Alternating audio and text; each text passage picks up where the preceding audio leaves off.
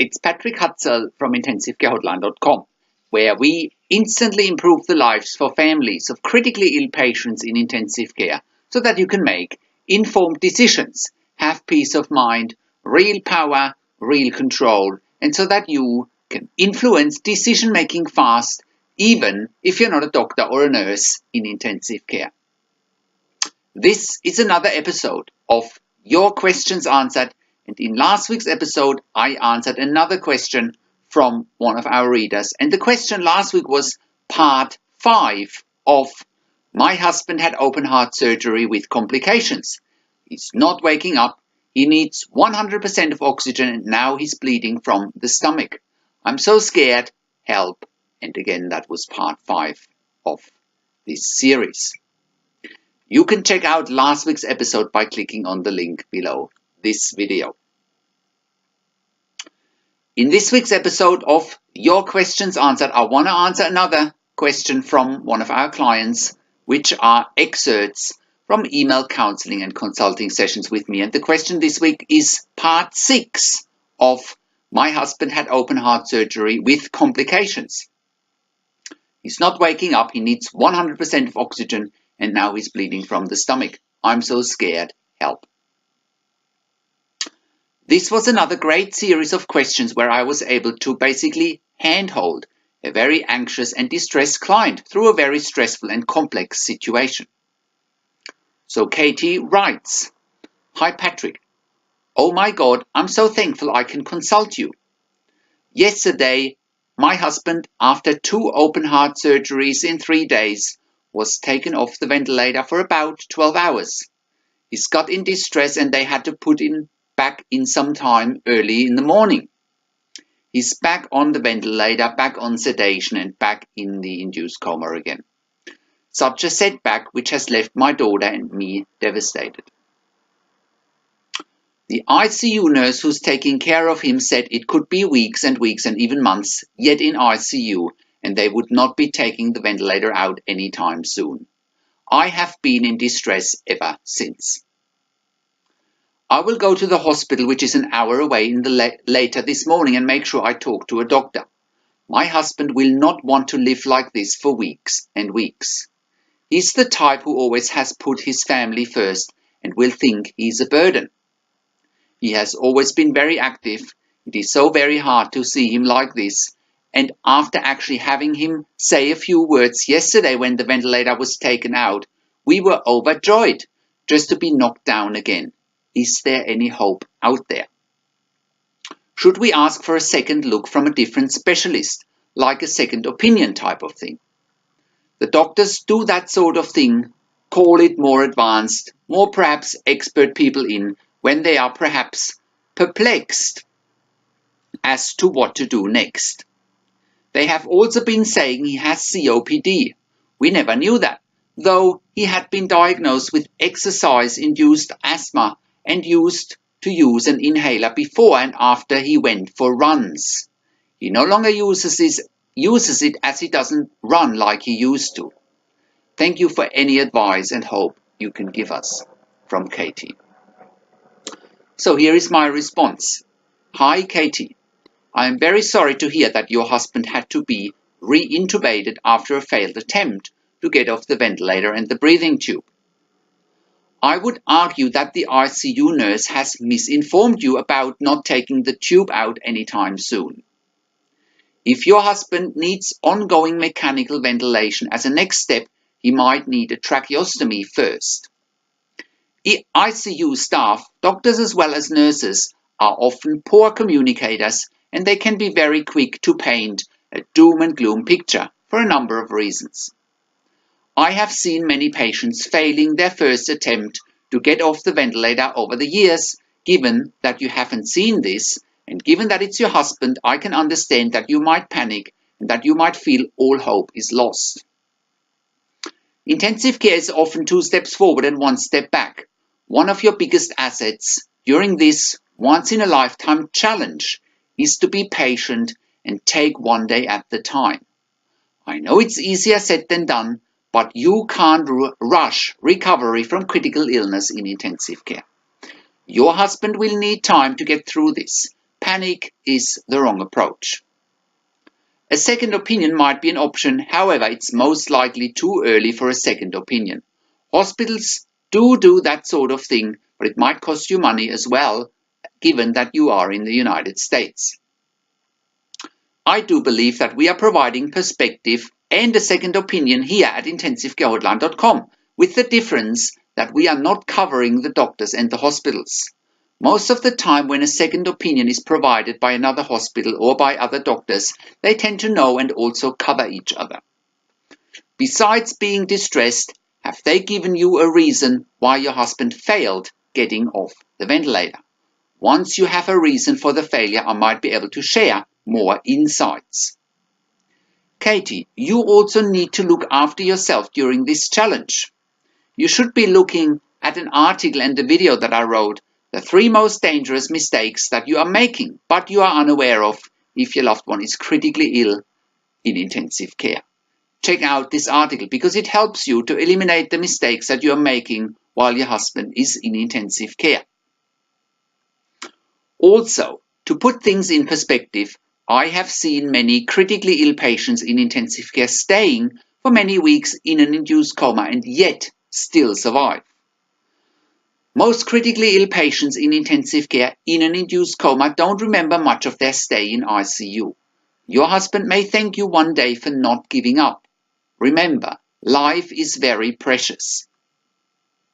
Furthermore, I would also advise you to get back to our website intensivecarehotline.com and use the search function on the website to look for the information you are after. The website will have most of the answers to your questions if you keep searching for the information.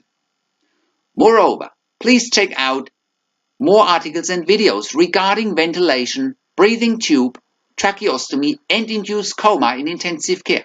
It'll give you insights and perspective that you will need in order to deal with this challenge. So I'll put some articles and videos below this video and link to it. And the articles you may want to have a look at are: how long can a breathing tube or an endotracheal tube stay in? Also, how long should a patient be on a ventilator before having a tracheostomy? And also, why would a critically ill patient in an induced coma need a tracheostomy in intensive care? Click on the links in the written version of this blog below this video to get to those articles and videos. Again, Katie, most critically ill patients in intensive care, around 90 to 94%, are surviving their stay in intensive care and they will leave intensive care alive. I know and understand how frustrated you and your daughter are seeing your husband and father like this. But once again, many critically ill patients in intensive care are going through those challenges that you are describing and experience, and yet they still survive. Throwing in the towel is not going to serve your husband or you and your family. Intensive care units tend to be negative and paint a doom and gloom type of picture because the worst case scenario from an intensive care perspective is that your husband will be occupying an expensive, scarce, in-demand and precious intensive care bed. Your worst case scenario is to see your husband die. When intensive care teams and intensive care doctors say that your husband won't come off the ventilator for many weeks to come, I question that, because just he failed once doesn't mean he's going to fail again. You do need to take ownership of the meaning of this situation, because otherwise the intensive care team will. I do strongly believe your husband has every chance to get through this challenge alive, and he has every chance to recover given time, the right treatment, nurturing, and a positive environment. You are doing great, Katie. You are asking all the right questions and you have been patient to this point. Again, intensive care is a marathon and not a sprint. Your husband has only been in there for about a week. It's not a very long time in intensive care terms. Again, you got to put things in perspective. Intensive care is a marathon and not a sprint. Continue to ask good questions and be patient and positive and give your husband the time he needs and deserves. Complications after 2 open heart surgeries within less than 48 hours do occur in some instances, and patients in those situations do recover when given time, patience, nurturing, and a positive environment. So, how can you become the best advocate for your critically ill loved one, make informed decisions, get peace of mind, control, power, and influence quickly whilst your loved one is critically ill in intensive care? You get to that all-important feeling of making informed decisions, get peace of mind, control, power, and influence when you download your free Instant Impact Report now by entering your email below. In your free Instant Impact Report, you learn quickly how to make informed decisions, get peace of mind, real power and real control, and how you can influence decision-making fast whilst your loved one is critically ill in intensive care. Your free Instant Impact Report gives you in-depth insight that you must know whilst your loved one is critically ill or is even dying in intensive care. Sign up and download your free Instant Impact Report now by entering your email below. In your free Instant Impact Report, you learn how to speak the secret intensive care language so that the doctors and the nurses know straight away that you are an insider and that you know and understand what's really happening in intensive care. In your free report, you will also discover how to ask the doctors and the nurses the right questions, discover the many competing interests in intensive care and how your critically ill loved one's treatment may depend on those competing interests, how to eliminate fear, frustration, stress, struggle, and vulnerability, even if your loved one is dying. You get 5 mind-blowing tips and strategies helping you to get on the right path to making informed decisions, get peace of mind, control, power, and influence in your situation. You'll get real-world examples that you can easily adapt to your and your critically ill loved one's situation.